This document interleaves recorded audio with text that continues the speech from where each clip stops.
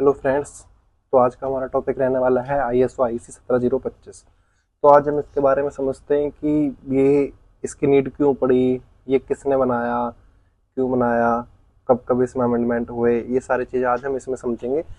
तो बेसिकली आज 17025 के हम एज ए इंट्रोडक्शन समझते हैं इस IS का, और इससे रिलेटेड कुछ IS हैं उन पर भी थोड़ा ध्यान देते हैं। तो समझते हैं कि ISO IEC 17025 2017 जो भी करंट में अपडेट वर्जन चल रहा है वो 2017 चल रहा है।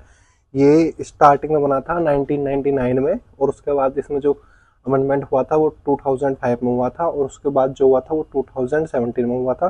तो अभी जो अपडेटेड चल रहा है वो 2017 का चल रहा है।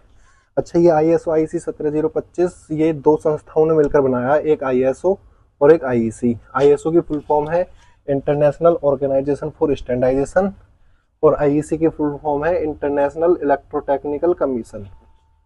तो ये दो संस्था अलग अलग संस्था हैं, ISO और IEC। इन दोनों ने मिलकर 17025 को बनाया। 17025 को बनाने का जो मेन कारण था उसके पीछे ये था कि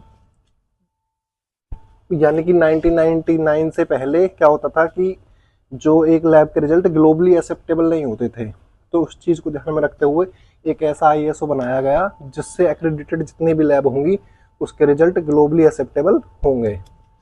तो समझते हैं कि ISO IEC दोनों मिलकर इंश्योर करते हैं कि लैब के रिजल्ट ग्लोबली। तो अब इसके हेडक्वार्टर को समझते हैं। तो ISO और IEC दोनों की हेडक्वार्टर जेनेवा स्विट्जरलैंड में है।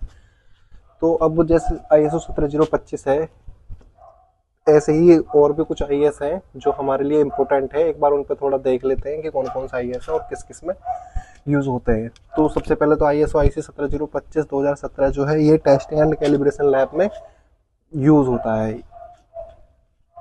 अब ऐसे ही चलते हैं ISO 17043 2023। इसका जो फर्स्ट एडिशन आया था वो 2010 में आया था। तो ये क्या होता है, ये जितने भी PT प्रोवाइडर्स लैब होती हैं उनमें यूज़ होता है 17043। और ISO 17034 2016 ये क्या होता है, जितने भी CRM या रेफरेंस मटेरियल जो प्रोड्यूसर होते हैं लैब उनमें यूज़ होता है। ISO IEC 17011 2017 इसका फर्स्ट एडिशन आया था 2004 में। ये क्या होता है, जैसे कि हमारी NABL हुई या और अलग संस्थाएं हुई जो हमें एक्रीडेशन देती हैं, या हमें 17025 का जो जितने भी लैब है उन्हें 17025 का एक्रीडेशन कौन देती है, NABL। और NABL किस ISO पे वर्क करती है के अकॉर्डिंग, 17011 के अकॉर्डिंग। तो एक ISO है ISO 15189 2022।